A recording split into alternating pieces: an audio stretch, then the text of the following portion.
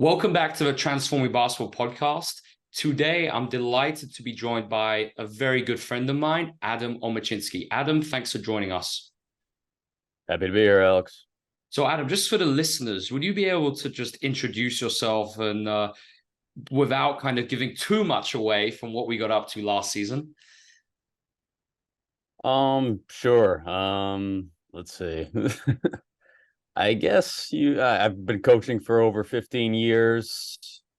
At least memory serves correctly. It's probably closer to 20 at this point now, but got into it, loved it right away. Was always seen as like the older brother type who was very basketball IQ, I guess they would refer to me as, and just fell in love with coaching. And I just kept trying to get better and better. I got a master's in sports psychology. I thought that would be helpful. And then I fell into skill acquisition. And after I got deep into skill acquisition, I met Alex and ended up in Italy. And now here we are.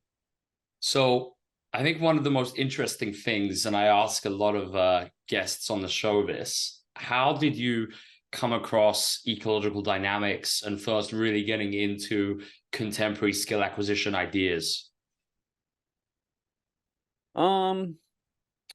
Let's see. I what sticks out in my mind is I graduated with my master's in sports psychology, was an assistant coach at a local university around my home, and was doing summer workouts. And it just at some point it just kept hitting upon me that, I was the psychological aspect was fantastic. It was the first thing that, allowed me to build great relationships with the boys. I saw it really impacting their experience. And I just more or less build upon that. But what always stuck out to me was like they did not see the basically what we call affordances, the opportunities for action that I saw. And I could not figure out how to connect that without explicitly telling them. I would do my best to ask questions and try and understand what they were seeing and what they weren't seeing. So that just always stuck with me. So I just started reading about like how we learn. And it started with something as simple as this book called Made to Stick by Peter Brown. And there was one study in there that I remember it was a baseball study I think that's often cited in books. It was basically like random practice. And I just started using that. And I happened to hear one sports psychologist mention Stuart Armstrong's podcast, The Talent Equation. And I remember the day vividly. It was like a September day. I was out shooting at my house and I clicked on the podcast that said War on Drills. And as soon as I heard that, I was just in from there on out. I think everyone listening, I implore to go and listen to that episode, Talent Equation, the War on Drills. One of the many benefits to being in London this year is hopefully I'll get to see Stuart a bit more and talk about some of these ideas in person. So Flash, I want to kind of rewind back to when we first connected. I think it was I'd posted a YouTube video, Adam. It was a small group workout, and you sent me an amazing email just with a bunch of ideas and things I hadn't thought of and ways to make it better. And I think for people kind of listening, you have basically been my coach over the last year coming to college prep and really helping me kind of enhance my understanding of the research and make sure that we were applying it as best as we could. So, flash forward, rewinding back to that, and then to now after a year kind of in Italy, what compelled you to first even reach out to me and then, after our conversations, even make a huge trip, leaving upstate New York and making the trip to Borgo Monero? Well, I can address the latter question about going to Italy. Like there was no debate in my mind. I remember having conversations with you, and for a matter of like 2 or 3 weeks, I didn't want to come for just 3 months and then have to leave for 3 months because of the visa rules over there. If you don't have a visa, you have to leave after 90 days.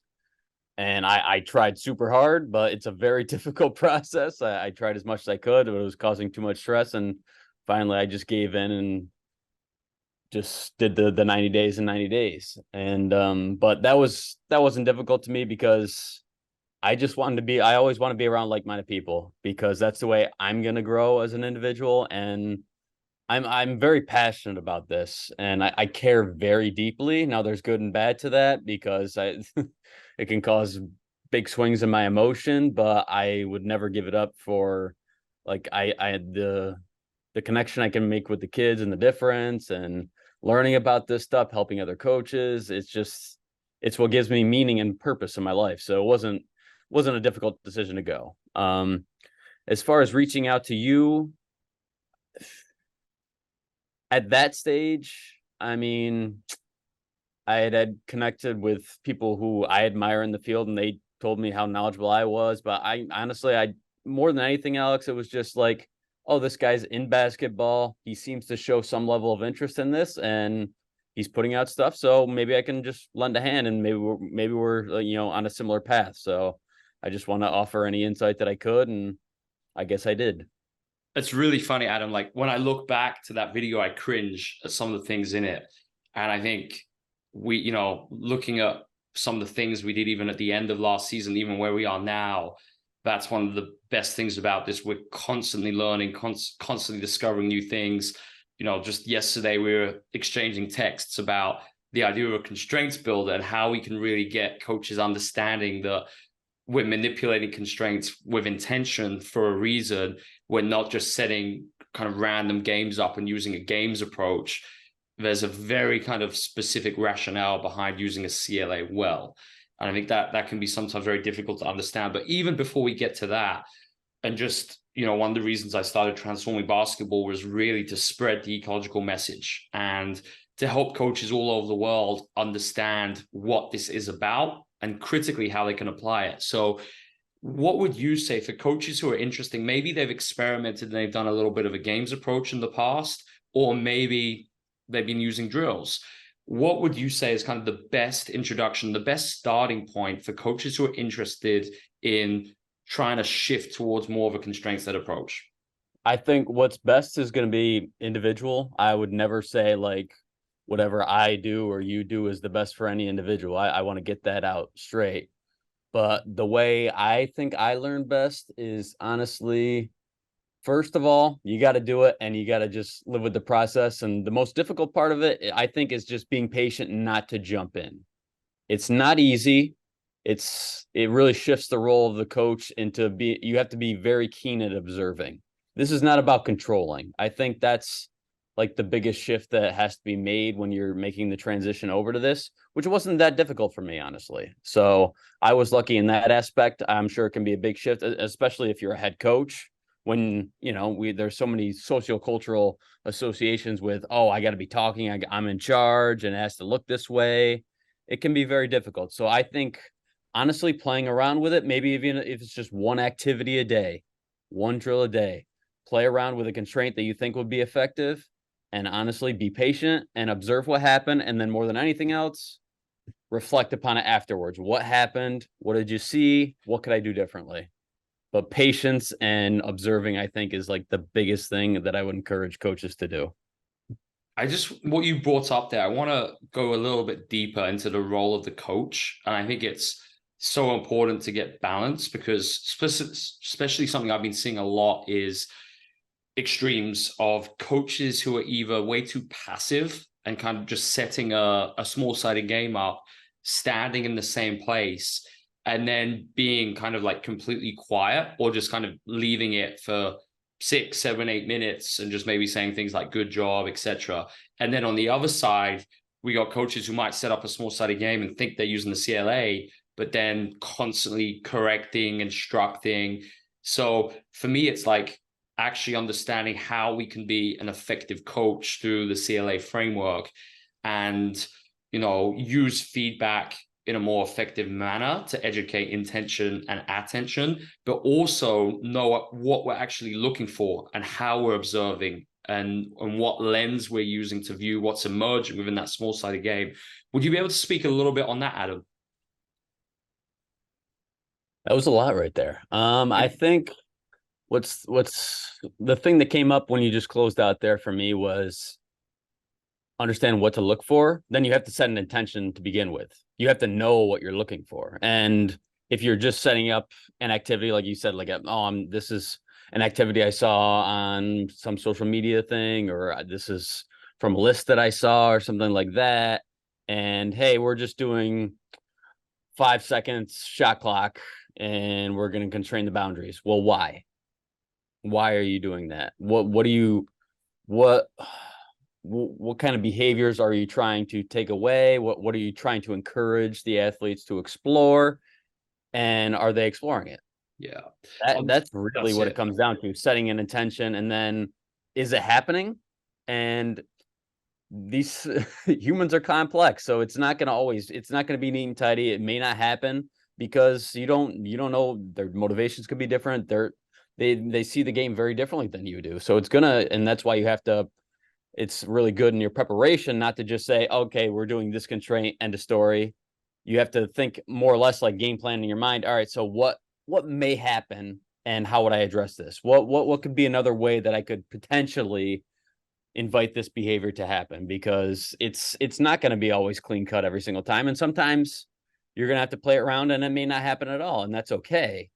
And you're going to have to probably more than anything reflect yourself. But I think more than anything, this is where co-design comes into play. And you have to have conversations with your players and try to understand how they're seeing the game, how they're interacting. The best evidence is literally how they're behaving. I mean, it's very difficult sometimes to recall like why you're doing things. And usually we're just making up a story, in fact. But I would say in a roundabout way, setting that intention and then game planning around that intention, different ways to achieve that. Yeah. Like on that note, I was watching a practice today and they were doing a 2-on-2 pick and roll, but then I was seeing how they were venturing into spacings, which would just never exist in 5-on-5. There was no shot clock.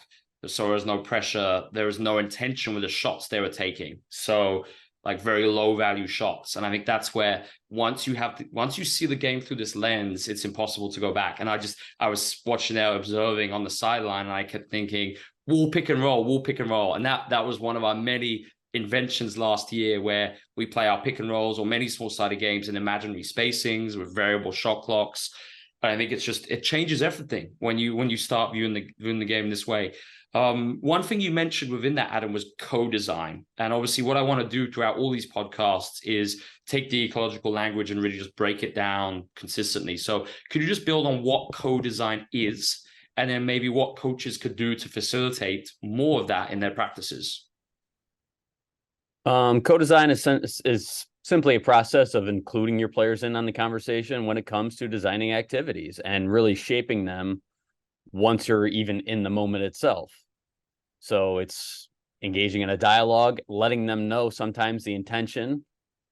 This doesn't have to be pre-practice, it can be inside the practice, but I think this has to be like a daily thing. Otherwise, it becomes very difficult for the players. And really explaining your why to the players from get-go and letting them know as soon as the start of the season, or when you're recruiting them, like, this is how we do things here, and I want to include you in on the conversation, and here's what we're doing and why you're always going to be included in that conversation. I think that will encourage them to be a part of it.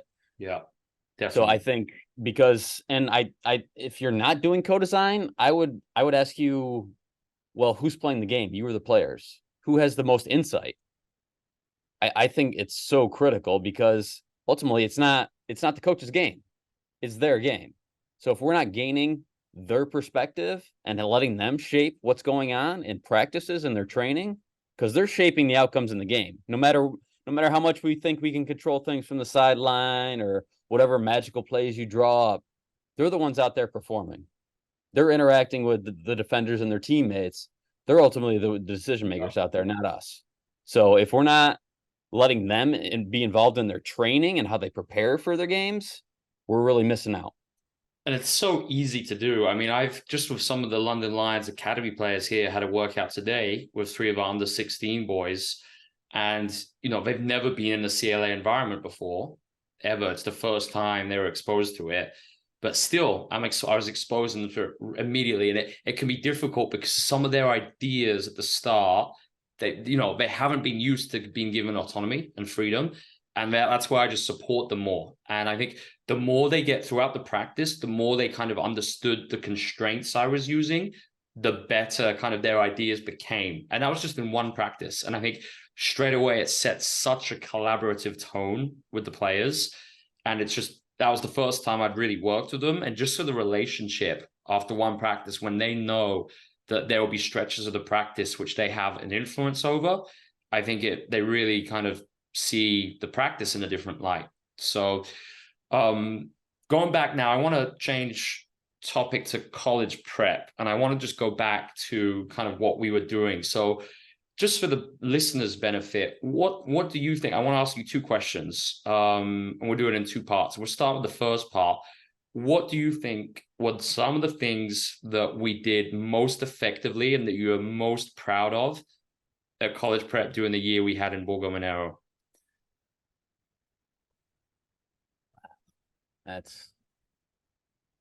What am I most proud of?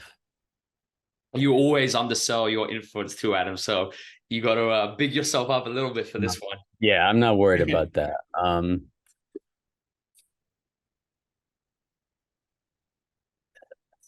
I can't get it out of my mind. Honestly, it was just the topic we just touched on. Like the thing I always reflect back on that I'm just like most proud of is the ownership the players had over practice. It really is like actually getting a little emotional thinking about it. Like the level of knowledge they developed of the game. And I would tell people this when I came back during the winter. And then, I mean, obviously, whenever I interact with people now, I'm like, they could run our practice. They didn't even need us there.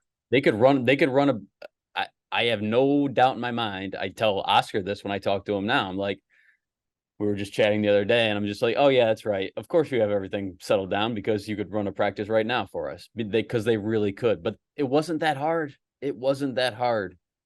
Yeah. They love basketball, and we just encourage that love by including them in the conversation.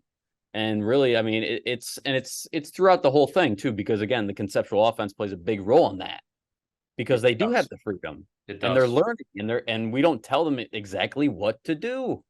It's very simple, but it has such a profound impact. It really does. So honestly, that ownership, and I think we did cultivate kids who just like love to play basketball, and that's honestly what I'm most proud of, because that's ultimately what I'm about, because I still love it, and I can't foresee a day where I won't.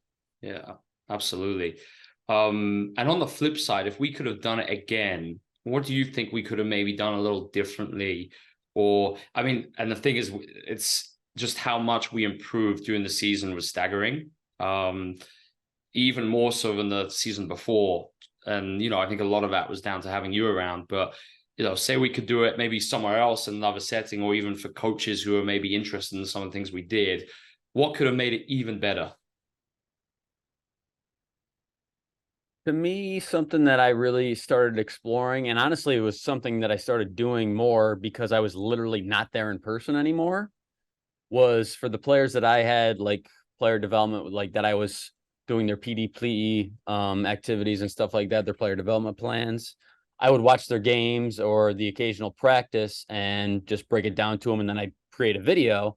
And to close out, I would always give them some sort of thing that they could embed in their practice. And obviously I wasn't there, and I couldn't say, hey, Alex, do that. It's very difficult to have like actually activity design from a distance, especially because like I talked about, I'm not there observing and I can't tweak it or anything.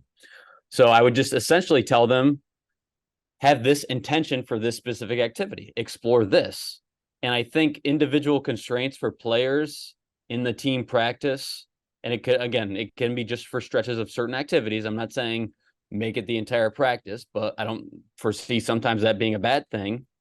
Is individual constraints for players, I think, is the next thing that needs to really be further explored. I think that's one of the things where we started scratching the surface of it, but I don't think we had a process where we were like consistent doing it every time. But I think towards the end of the season, we were quite good at it. Could you just, a lot of the players too, Adam, will know, like the players a lot of the coaches listening will know the players we worked with. So maybe could you give some examples just of how we were doing that with some of our players, especially in those team practices in that last couple months of the season?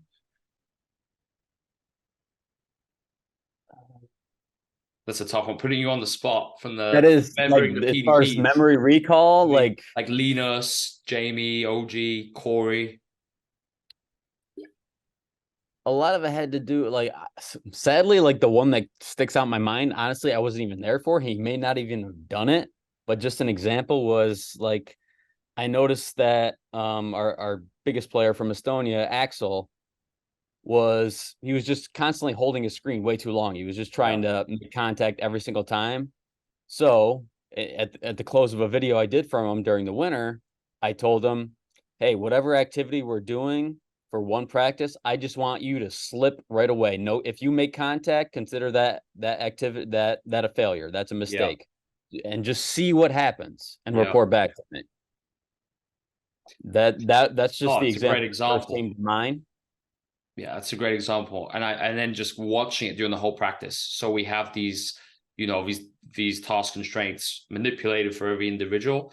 And I think it's just that example. It's for me, that's such a behavior that emerges with traditional coaching, with how pick and roll is traditionally developed, players staying in those actions way too long. And then it's kind of what we were doing was the complete opposite to that, really getting players to understand the affordances within a pick and roll and just how much more you can do when you're decisive, whether you're ghosting out or you're slipping in. It's just a completely different ballgame. So we both had the experience last year working remotely. Myself for Paris basketball, where I was, going back and forth between what we were doing, and then yourself when you went home back to the US after the 3 months. So I think personally that having someone remote is a huge advantage for any organization.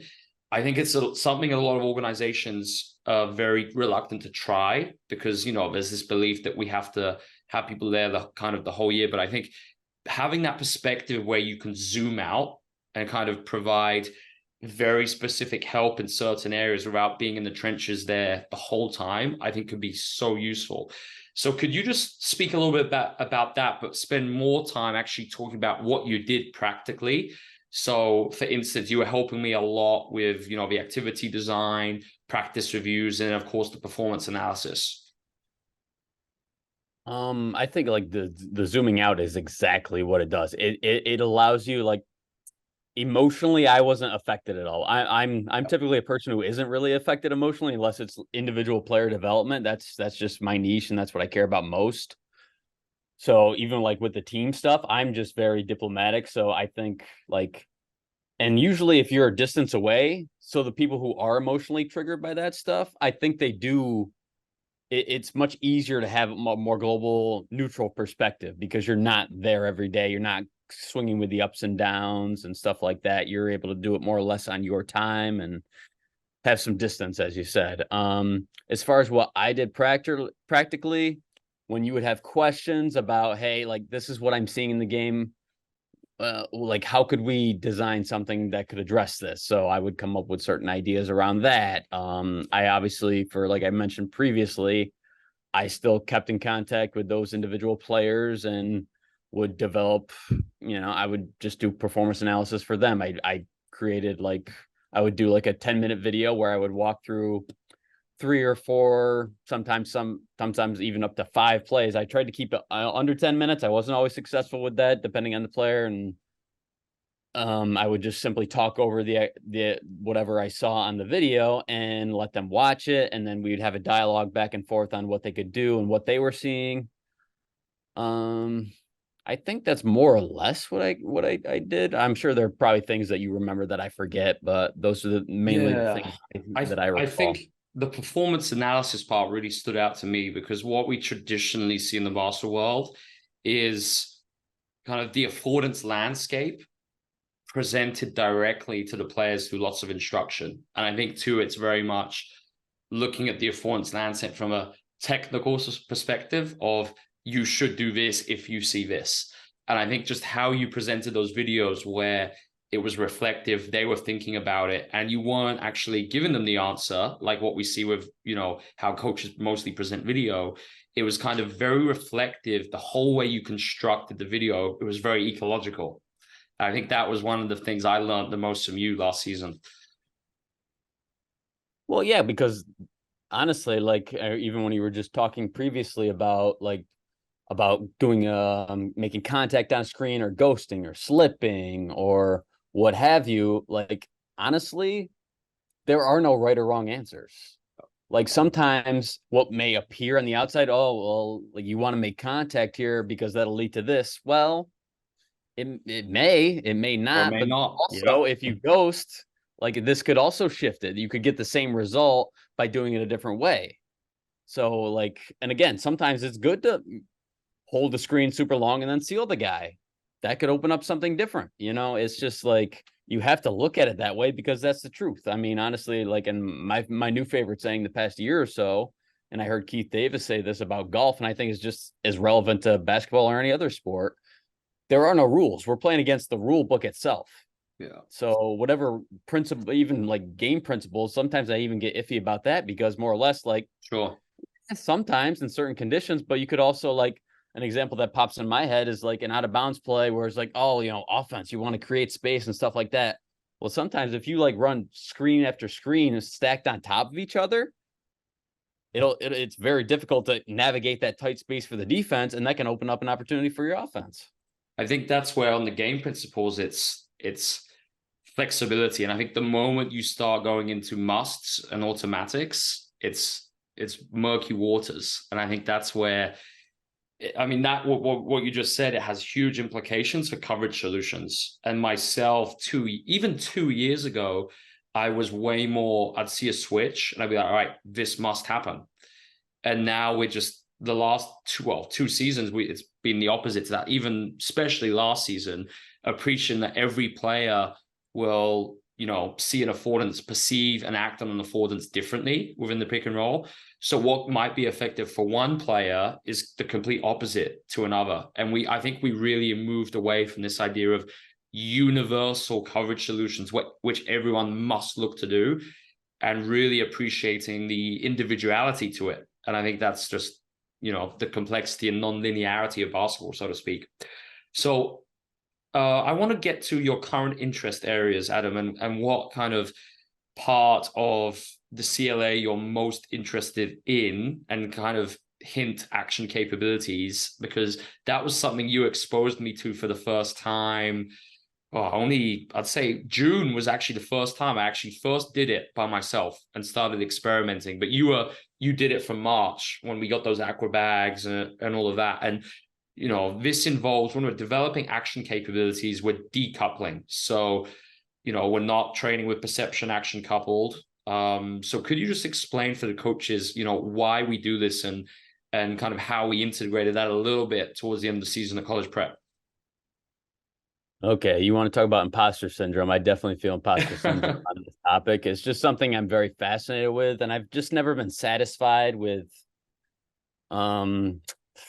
like even like it sounds funny to me, but I was kind of more or less, I actually framed this in the questions we were thinking about for certain podcast guests that are involved in physical preparation. And I think the lines are much blurrier than like people want to make it out to be. Like typical strength and stuff like that, we only like too often we look at only the positive effects, and there's so much about the body we don't really truly understand.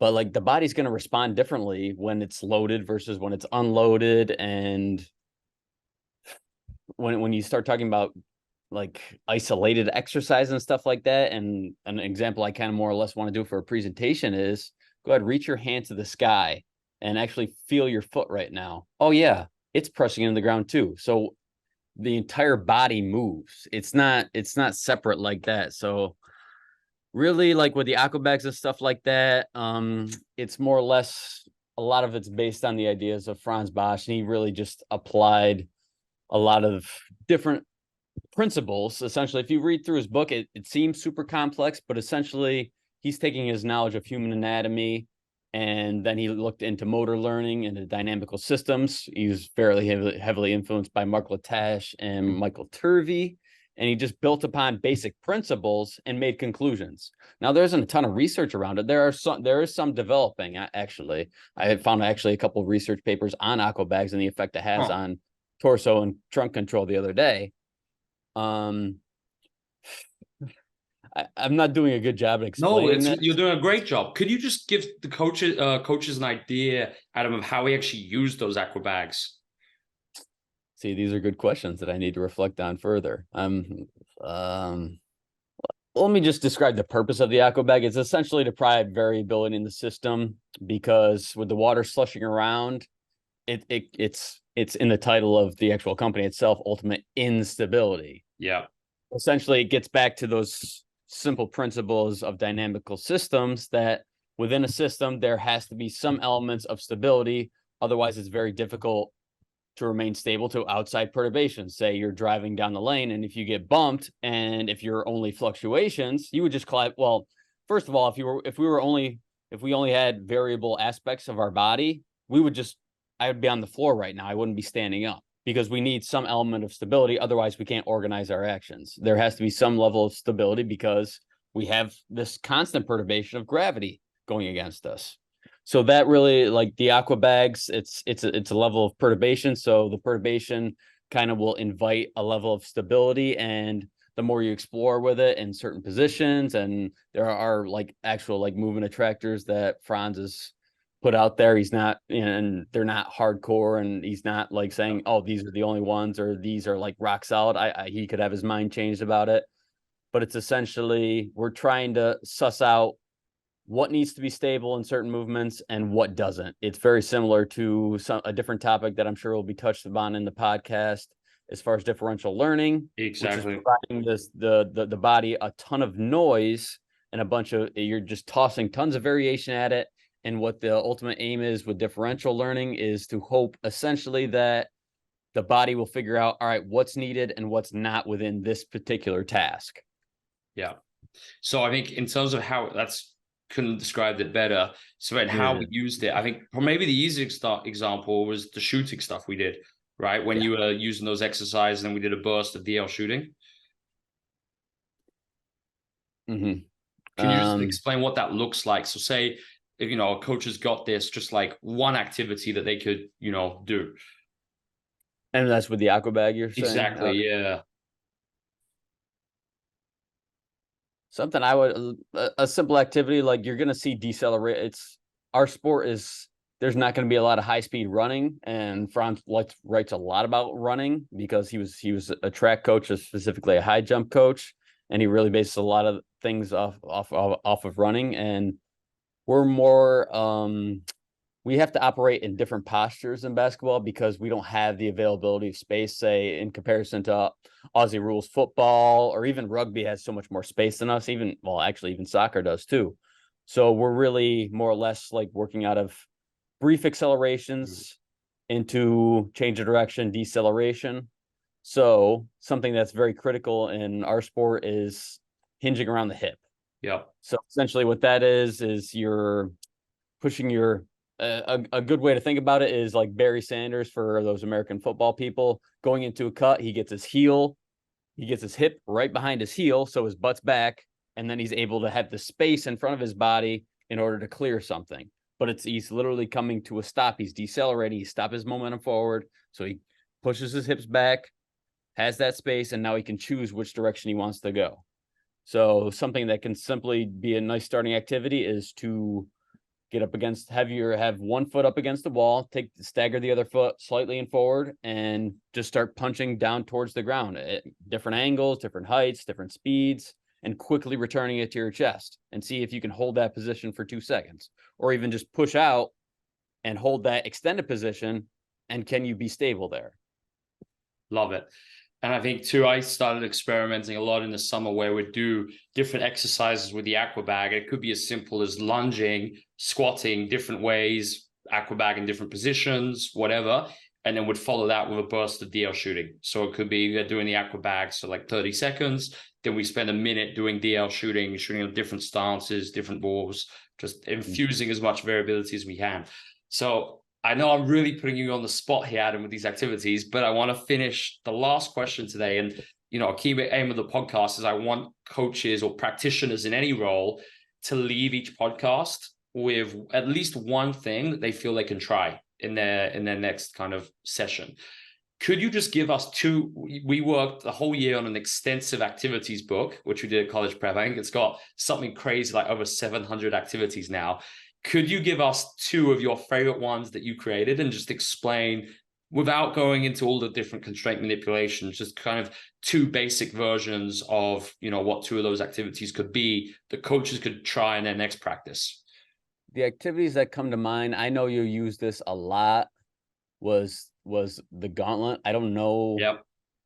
I certainly wouldn't say that I created this. It's something that just came to mind.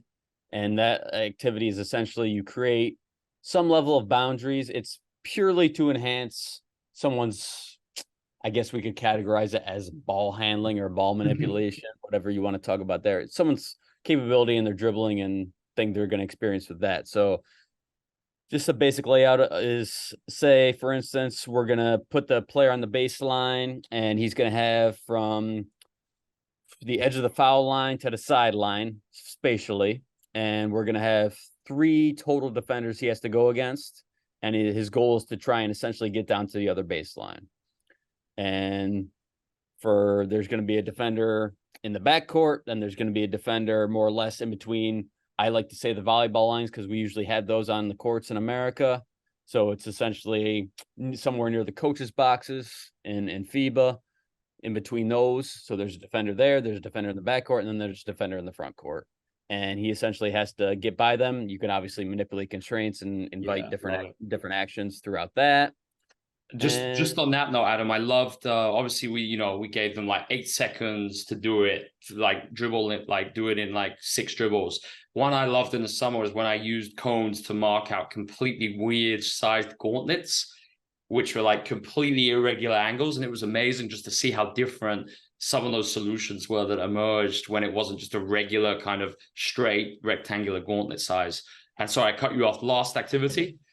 No, you're good. And that's the reality. And I want to encourage that more than anything else. Like I speaking of activities, we did, what was it? I can't remember the exact title of it, but it was essentially similar to like King of the Court. I think that's actually what you did call it, King's Cup 1-on-1, where we'd have like a series of 1-on-1 activities, but those who weren't involved plus coaches would essentially provide different boundaries and barriers. And we could actually reach in and deflect the ball from the offensive player if we wanted to within the half court. It's literally as simple as that. And I'm not even going to describe it in detail because I want coaches to experiment, because honestly, if they experiment and let their own ideas come out, maybe I'll learn something too. I'm like, oh, I didn't even think to do it that way. But it's essentially that is you're just creating boundaries with the people who are not involved in the activity. And it's a 1-on-1 activity. You can do different shot clocks, whatever you want to do. That's another very simple activity that requires no equipment or anything. The hardest thing was actually naming them. The activities came so easily to us. It was all the corny names we came up. Moses 1-on-1 was my favorite. Seller was like, "Who's Moses?" Moses Malone, of course. In fairness to him, Moses Malone was it's like 50 years ago. They were thinking the religious one. Yeah, that actually, me may have understood that. Moses Malone, he has no idea who Moses Malone is. Well, Adam, I want to say a big thanks for coming on today. I think it's great to obviously have your help with transforming. You're a big part of what we're doing. And I think coaches can really look forward to not just more podcasts, but blogs and things of that nature too. So thanks again for coming on today. Thank you, Alex. Thank you for your friendship, and thank you just for the opportunity to grow as an individual. Like I'm really appreciative that I found you, and I know you're more than anything, like your heart's in the right place, and that's what I care about most, and that's what I would tell anybody. I don't care what Alex does. I know he has good intentions, and that's the most important thing. I appreciate you, man. Thanks, Adam.